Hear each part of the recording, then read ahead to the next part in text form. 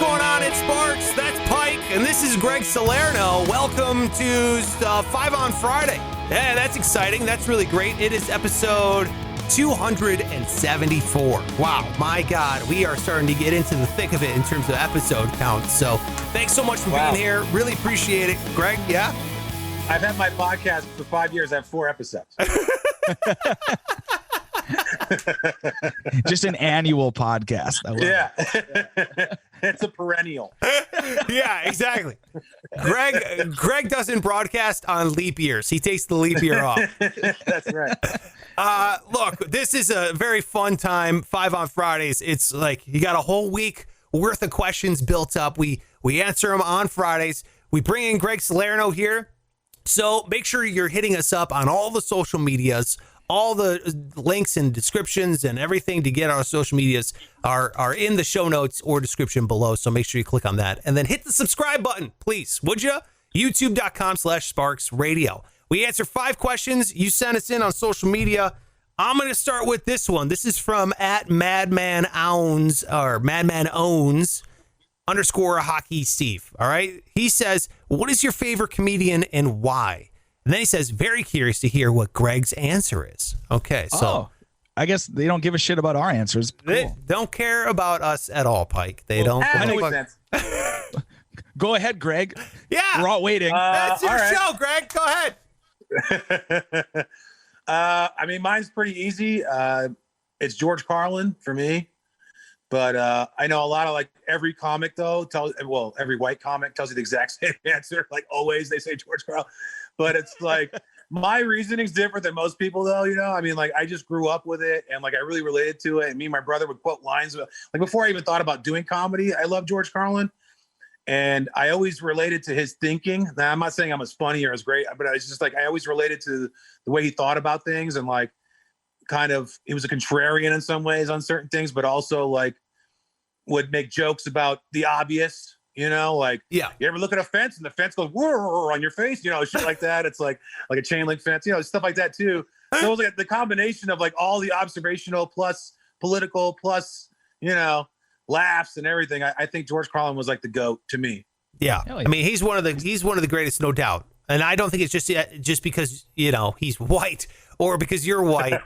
I think everybody, it doesn't matter color, thinks that George Carlin is one of the greatest. I think what everyone can relate to is the angst as well as the observational and everything. There was a lot of pointing out the hypocrisy in every facet of the world that I think people are yes. Yeah, hey, that's right. Yeah. And they get kind of pissed off about it. And that's the part I relate to. It's hey, man, fuck these guys. You know, that one part where he's it's a club and you ain't in it. You know, I was always exactly. Right. Yes, exactly, dude. He epitomized the whole. You ever see that GIF or GIF? I don't know what the fuck it is. I always pronounce it right. I say GIF. Okay, well, the GIF where there's a guy trying to high five the Warriors after the game, and they're all just walking by, and the GIF says what people look like when they defend billionaires. You know, that don't give a shit about them. Yes, he was the comedy version of that GIF. Exactly. You know what I mean? Yes. Oh yeah. Exactly. Yes. Is he still alive? Is he with us? No, he died. No, he died actually. He died while he was performing here at the Orleans, and I never fucking went one time to go see him, dude. He died in Vegas? I didn't know that. Yeah, and he was dying. I mean, he didn't die at the Orleans, but I'm saying he was still performing live, you know, weekly at the Orleans, and I never went to go see him, dude. And really sucks. But yeah, that's brutal. What do you got, Pike? What do you think? Or is it Earthquake? Is that your favorite? You have to go. It's Uzi. Yeah, that's right. I don't even know what either of those are. Yeah, Earthquake's funny. I think Earthquake's funny. He's got some good ones. Uzi was funny too. I would go. I think it's probably Norm Macdonald. Oh, yeah, great choice. Love Norm. I think that's the hardest I ever laugh. Is his shit is so fucking funny. Love it. Obviously, a different delivery than a standard comedian. So I really connect with it. The awkwardness and just you know, not jokey, just ridiculous commentary on stuff. It's hilarious. Yeah. He's a savant, dude. That guy's a genius, dude. Yeah. So good. Yeah. He's the only guy. He's the guy that I saw him at the joint, and there's thousands of people in there, right? Yeah. And you're not allowed to smoke in there. Yeah. So his entire act, he has a cigarette in his hand and he keeps almost lighting it, but doesn't mention it, doesn't say anything, and he never fucking lights it. But he does it like the whole lot. It's just so funny. The shit. I was just gonna say, he did. I saw him. It might have been the same tour. I don't know. He did the same fucking thing, which is hilarious. Oh, yeah. Funny. I love Norm. There's a bit about a woman going missing, like a missing person. It's just the funny. If you have time, like look it up. It's fucking just comedy gold. Like the funniest thing I've ever heard. Dude. So, it's on one of his albums. Anyway, Sparks, what do you got? Well, both your comics are in my top 5. I mean, and they can really go in any particular order. I don't want to cop out like that, but it's true. Like they fluctuate. I just rewatched Norm Macdonald's special on Netflix the other night, and I was identification. Yeah, I was fucking rolling, dude. I was rolling. He had this joke about suicide. He's like, anytime someone kills themselves, they always go, why? Why do they do it? And it's like, why? Well, like, you don't fucking know? Like, what? Like, every day is not a constant reminder of the pain and misery that the human life is? You didn't know fucking why? What do you mean? Like, I was like, oh my God, I forgot about that joke. I was just laughing. I love Norm. Yeah. But he's got the one about people dying of cancer. They always say they lost his battle with cancer. And he's like, what a loser. The last thing he did was lose. Who wants to be? He lost his battle. Dude, I have a quick Norm story from when we had him in one time, and I was in the break room, and he wanted some coffee or something. So I was like, all right, I'll make you some coffee, Norm. And he goes, what's with this fake creamer or whatever, you know? Fake creamer. I said, dude, I don't know. What are you going to do? He goes, they'll get me some real fucking creamer. That's what he's going to do. Yes. Having Norm in studio was like one of the highlights. I mean, honestly, dude. And dude, Norm Macdonald is who you think he is, like to the T. You know what I mean? Like just that's who he is. And it was dude, Greg, he hung out there for like an hour.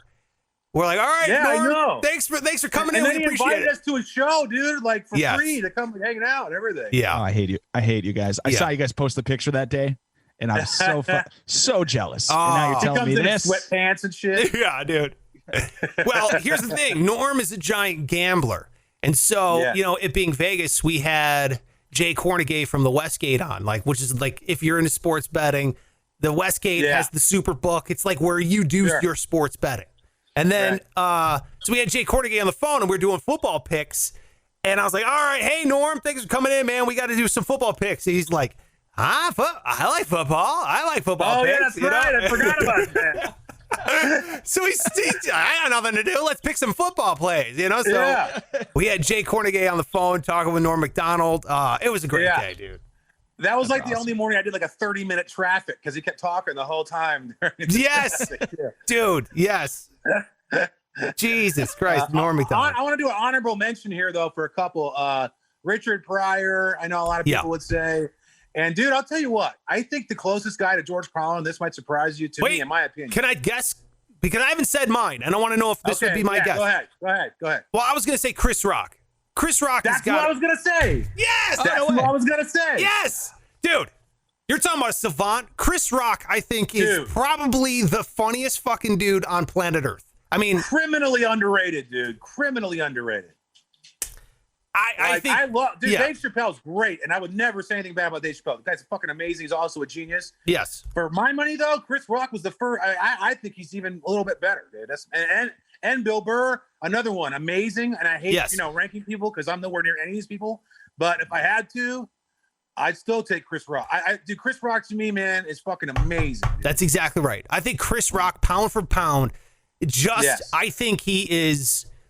I would put. I'm not even saying greatest comics living. I think he's the greatest comic, one of the greatest comics that has ever done it ever in the history of humans. Dude. I mean, dude, his bit about the pilots and the cops. Oh, he's like some jobs you can't have bad apples. Yeah, that's right. Yeah, cops bad. Oh, we just had a few bad apples. What? Some jobs you can't have bad apples.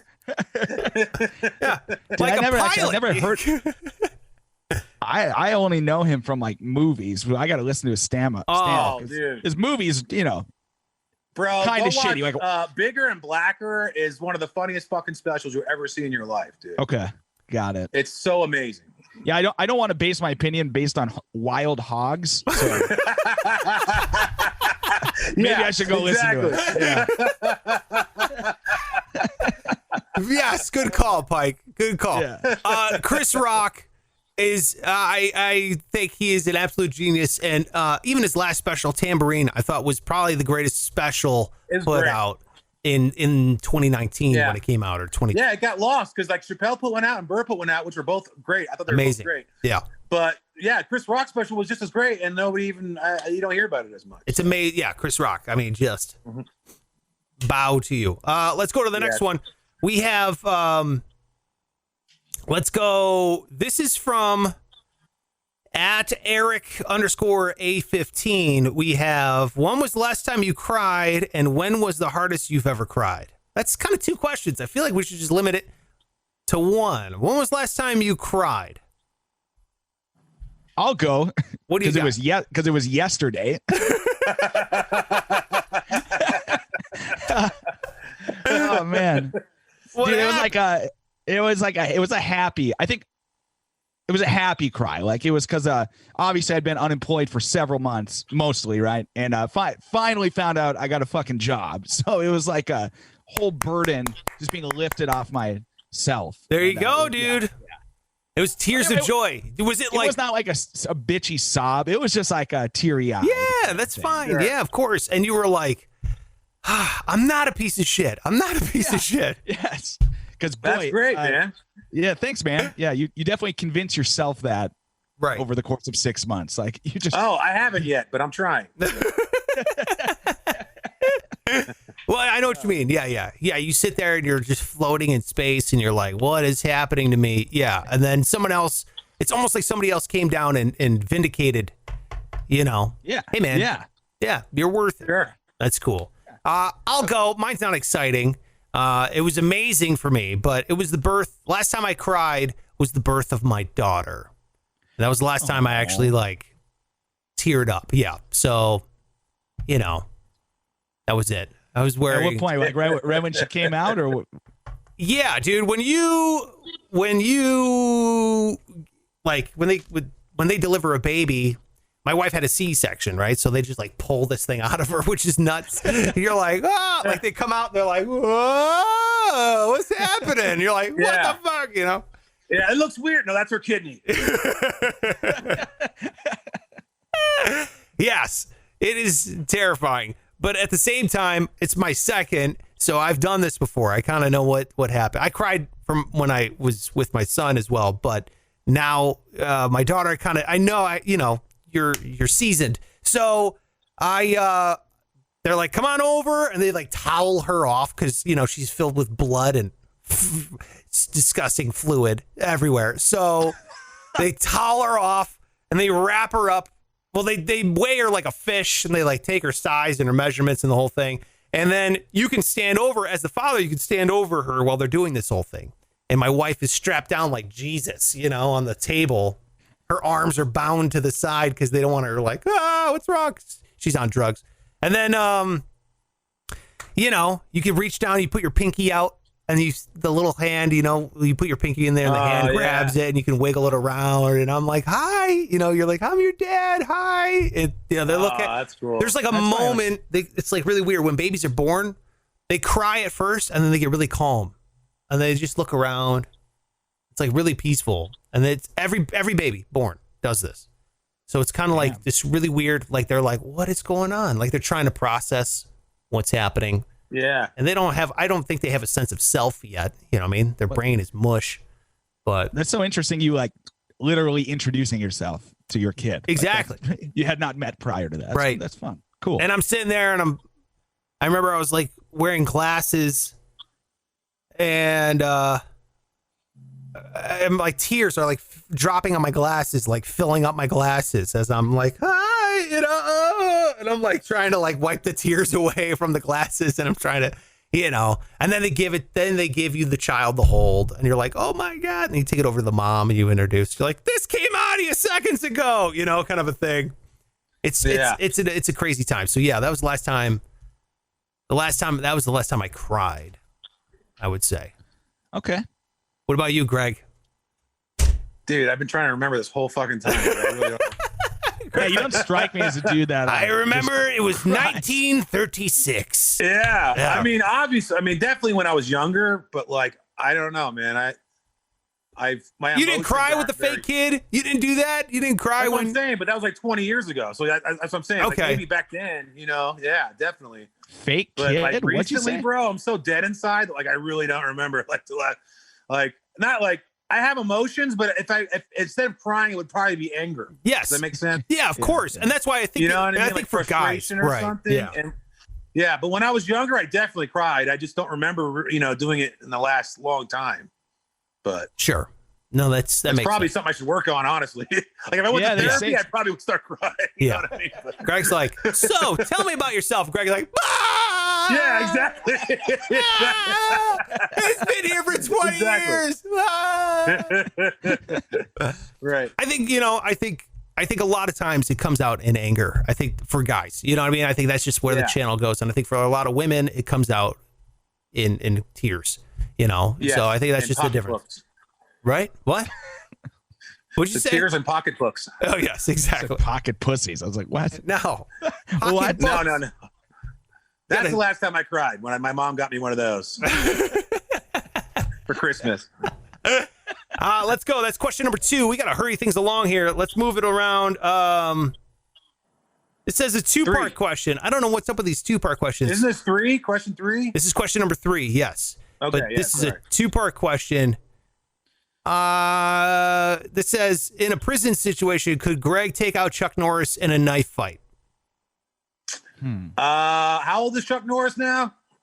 Dude, he's got to be pushing 80. Something. Yeah. Oh, fucking whoop his fucking ass. Hell yeah. 7-year-old man kicking my ass. I don't care if he's a fucking ninja or whatever he is, dude. He's 80 years old. Is he really? 80? What? 80. Chuck Norris is 80. Yes. I will beat Chuck Norris's fucking ass right now if you want some. Dude. He's an 80-year-old man. You got to go easy on the guy. I'm trying to think. That's what I'm saying. Yes, I could. Yeah. Now, in his heyday, obviously not. Right. Right now, I'm 43. He's 80. That's fair. Let's do it. Yes, I would take Graig for sure. I just had no clue. Like when they started making those jokes, he was 60. Yeah. Yeah, You're right? probably right. Why are we saying that still? It's not kicking anybody's ass. Well, I think it's prime Chuck Norris that they're making the jokes about, Yeah, gotcha. yeah. Definitely. I mean, he was still pooping in a doing diaper Chuck Norris. right. But he was still doing like Bowflex commercials as recently as what? 10 years ago? Yeah, he's probably in his 60s, like late 60s, probably early 70s, doing Bowflex commercials. Yeah, shit. Or not, or whatever that one where you slide up and down on, whatever the fuck that was. That was question number 3. We're all taking Graig over 80-year-old Chuck Norris. Graig in like a potential homicide, actually. Seriously. How much time we got here? We got to move. Pike has to go to work. Let's go here to. This is from @GunnerHasNoGuns, who Pike and I know. Oh wow. Yep, Gunner Has No Gun says, "Can you perform a vasectomy on yourself?" Is what he asks. For question number 4. I've done a lot of surgery on myself, but that's one I would not try. Probably. I don't need to though because I have a natural one. So. Yes, that's right. Graig is. What is it? It's not infertile. It's whatever it is means I don't have to worry about child support. That's not true. You could still Again, we got Graig a legitimate like fertility test, and you were like, I've kicked a lot of field goals and none went through the uprights, kind of a thing, right? So yes, I was like, what? So you went, and I think you're called like subfertile. I think they put it in that category where you have sperm, but like 96% are lazy or something like that. Yeah. Like they don't swim. He's like, they're slow and there's not a lot of them. Yeah. And they're lazy. I was like, that makes sense. That's right. Yeah. You're like, there's like one good one in there. And the rest of them are like, ugh, God, stop trying. Yeah. So you could get a girl pregnant technically, but likelihood of it happening. No, I could not. I would have to probably do like in vitro or something. Yeah, but still, dude, they say like, oh, it's a miracle baby. They always say that, you know, like we weren't supposed to get pregnant, and then it happened. You really got to pile it into her, like kind of clench at the end. All right, Pike, Jesus. You know what's weird is I do dump a lot. Like I've been told like the loads are gigantic. Really? There's nothing in them. I don't. Yeah, it's weird. Do you masturbate? I guess it depends often? on how often you do it though, too, because like it builds up. You know. Yeah. I don't know, like some adult films, it's like, what? You got to be taking supplements or something. How the fuck is all this happening? You know. It's usually the nuisance batch that's the biggest one. All right. Pike, what about you, man? Would you ever perform a vasectomy on yourself? Yeah. I mean, I don't know how it's done. Do you go through the what? Help me out here. So I don't have one, and I haven't gotten one. But what they do is they take your rod, right, and they flip it vertically. And then there's right above the sac, the scrotum. Okay. There's like right between the sac, the scrotum and the shaft. There are tubes that come from your testicles into your penis. Yeah, the vas deferens. The vas deferens, that's right. So what they do is they snip that guy and they clamp it off. I think what I would do is just tie a rubber band around my balls really tight, and eventually they would fall off. They have those. Wait a minute. Is that right? Yeah, they have those. They're supposed to be like some kind of birth control, like they tighten your sack. There's something. no way that happens. There's no way you can just rubber band your balls. I swear, it looks like a zip tie, dude. No, I swear, I've seen it. Yeah. Okay, yeah, I would do that then. Yeah, sure. No. The other way sounds like you're diffusing a bomb or something. That's you are diffusing your own bomb. You go in there and they have to like snip the wire. Then you're awake when that happens. Are we going on 3 or after 3? I would snip the wrong one, like the piss valve, and all of a sudden now I got like when I piss it just like floods the pants. all he does is come now. He doesn't piss or do anything else. Yeah, Pike, don't drink too much soda before bed. You're gonna come all over the place. You know the difference. Oh, I came to bed again. Oh, God. I had a bad dream. I came all over the place. I'm gonna laugh so hard I'm gonna jizz my pants. God. I can never perform a vasectomy on myself. Like, there's no way, dude. I'm scared of even getting one. Like, yeah, I don't think I could do it because I know several people who have done it. Some with kids and some who aren't even married and they have no kids, but they're like, I'm making sure that never happens, you know. So they went and got a vasectomy, right. And every single one has the same story. I was awake. They shoot a needle in your dick to numb it. I smelled the burning of my ball sack. Oh my God. And then they sewed me back up and I was done. It was like 15 minutes and I put an ice pack on and a couple days later I was good to go. And I was like, that sounds horrible. Yeah, you're playing it off like it's not a big deal. You just described like actual torture. And I cannot imagine going through that. That's like what they do to him at the end of Braveheart. Hell yeah, we were just talking about that. You just rip his ass apart. Yeah, we were just talking about that part. Yeah, dude. Oh, it sounds awful. Yeah, no way, dude. No way. But then again, I understand because you know, if you're done having kids, you don't want that to happen again because that is right. You know, kids that's a big commitment. So I would say that's the biggest commitment of all time. So there you have it. That's a 3-no on the vasectomy front. Yeah, right. No. I mean, I was open to it with the rubber band thing. Oh, that's right. Pike was like, put down maybe. Yeah. Put down a maybe. All right, let's answer the second part of Eric _ No, I don't want to talk about that anymore. Let's go with Greg. What question did you send here? Let's go with this one. Greg's submitting questions now? Greg got a question. He sent it into. No, this isn't from Greg. This is from a question that Greg was sent. What is your process for writing jokes for a set? Does it come naturally or a shit ton of work? I'm asking because it was a childhood dream of mine to be on stage making people laugh. Parentheses, not that I'm going to pursue it seriously. Why wouldn't you? Yeah. End quote, end parentheses, but very curious about your process. So, again, it's a Graig comedy question. So, fuck both of us there, Pike. The floor is yours, Graig. Yeah, go ahead, Graig. I mean, yeah. Well, mine's very unorthodox. It's called not working at all. And here's what I basically, because I mean, a lot of guys will sit down and write. I don't have the patience to sit there and just write, dude. I just don't. And I wish I did. You know, probably be a lot better if I did. But a lot of my shit is like an idea, and then I just build off that idea. You know, like something will happen to me, and then I'll write it down because I think it's funny, but I might riff on it more than I write it out, if that makes any sense, just to see what works better, and then save it knowing that it's funny, you know, to me. But I don't, you know, usually do a write. Like a lot of comics will go right together somewhere. I was always the guy sitting there drinking, like, what are we doing again? You know what I mean? Like, I just don't have, it's not my, I don't know, man. Yeah, Greg's not a fan of work. So anything that involves this work, he's not about it. So no, it's not a big fan. Yeah.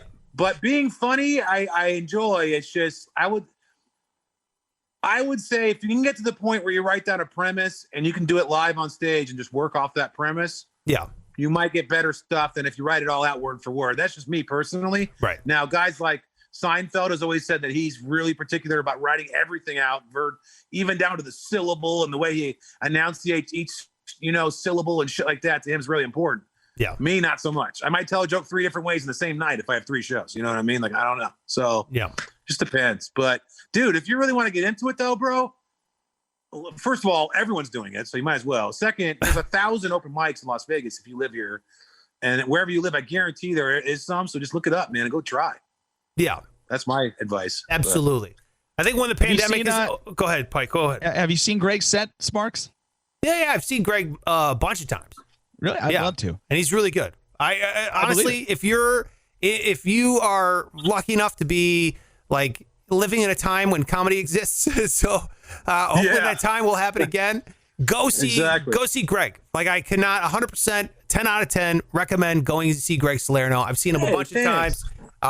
He's really good. I understand what he talks about riffing and going, because I've seen him multiple times and I've seen him do the same joke 10 different ways. You know what I mean? So I understand the joke, but then he'll like punch it up one time one way. He'll drop in new shit this way, or he'll do a callback from the show of making fun of an audience member or this time. You know what I mean? So it's it's fun. It's a different, I know what he mean. I know exactly what you're talking about, Graig, when you say that. So I understand. And I know like Sparks is similar, because I've worked with Sparks before writing stuff too. It's like, all right, let's at least get the idea down so we know what we're going to do. Yeah. And then kind of let it organically happen. Because if it's all written out already, you don't get the natural, you know, reaction, and you don't get the juice. You don't get that, like, that adrenaline feeling where you're really on a roll being funny, you know? Yeah. At least I don't, if I already know what I'm going to say, if that makes any sense. I don't know. I know exactly what you mean. Yeah. And I've been writing these rants, and I just bullet pointed out. And that's the thing. I think you got to just get on stage, dude, and find out what you're comfortable with. Find out what your style is, and find the way that makes people laugh. Because if you're sitting there and you write out every word, your jokes could be fire. But if you're so uptight and worried about every single word, then they're not going to flow. You know what I mean? So sometimes some people can remember their jokes line for line, and it's no big deal. Yeah, some people are the opposite, man, and they need it that way. You know, it depends on the person, you know? Yeah. So I would say get up on stage, dude. If it's been your dream, do it. You know? Yeah, man. Don't say you're not going to pursue it. Pursue it, man. There's no reason not to. What the fuck else are you doing? Right. Yeah.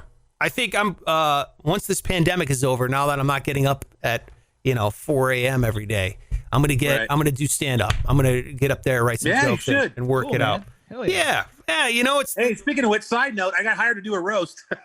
You did? No way. Yeah. Remember Don, the bartender, the PT's general manager guy? Of course. He's got a huge dick. He hit me up, wants me to roast him for his birthday. So that's amazing. That's awesome. Is it my in first PT's? gig in a year, and I don't know how long. Graig is really good at roasting people. Is it in the PTs? I guess so. Yeah, I don't know Okay. exactly. He said he's gonna make up. I don't know what he's gonna do as far as promoting it. Like, Cool. he's still making up whatever he's doing. But yeah, dude, I'll be at one of the PTs. That's awesome. And I warned him. I was like, look, man, tell your friends what a roast is, bro, before you hire me to do it. Because Yeah, they'll be like, "Why are you being mean to him?" yeah, exactly. Yeah. All right. I'm asking him for a list. I'm like, all right, whose son died of AIDS? Who, you know what I mean? Like, whatever the horrible thing happened to whoever on there. Like, Yeah. Jeez. Yeah. so That was fun. We when Graig and I did live podcast shows, it was a fun live recordings of this show. We did a bunch of PTs. They hired us to do a bunch. So that's the guy who hired us. So now he's hiring Graig to roast him. So Don with the huge veiny cock is what I used to call him. exactly. Yep. Don. Is that right? Wow. Yeah. Yeah. Hell of a nickname. And I remember he got mad. Didn't he get mad because I wrote a bunch of jokes about PTs and he was like, "What the hell, dude? What's going on?" No, I don't think so. Okay. I wasn't sure. I wrote a bunch of jokes how dark it was in PTs. Because you couldn't see. I It don't was so think he dark in got there. mad. Okay. The only thing he mentioned was we brought somebody that ordered a bunch of food on our tab. Oh, yeah. Okay, that was it. Yeah. I remember my joke about PTs was, PTs, Jesus Christ, Don, it's so dark and scary in here. It should be called PTSDs. And I thought he got mad at that. He's like, Like "Fuck." roasting And PTs. then, and then all of a sudden the lights got brighter. I was like, Don, no, Fuck you. you're ruining the jokes. Keep it dark, Don. funny. But there you go. I mean, that was 5, right? I believe that was 5.